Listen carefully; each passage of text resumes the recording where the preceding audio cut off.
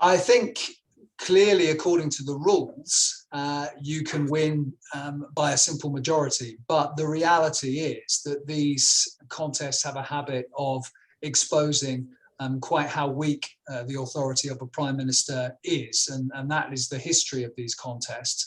And I'm afraid for Boris Johnson, that's what happened this time around as well. It doesn't mean that he will have to resign in short order, but it does mean, I think, there will be continued doubts about his leadership, particularly, I think, if the by-elections at the end of the month in one solid Conservative seat and one seat which the Conservatives won from Labour in 2019 go as badly as some are predicting. Well, the history for prime ministers who survive confidence votes isn't that great. You look at Theresa May in 2018 in December, she survived that vote actually by a rather bigger margin than did Boris Johnson, and she was gone within 6 months. If we look a little bit further back to a slightly different system, but Margaret Thatcher in 1990, she survived actually a challenge in 1989, had to undergo another challenge in 1990. She won that vote, but actually with insufficient numbers of votes to call the contest off, and feeling that she might be challenged by someone with more of a chance of beating her, she actually resigned.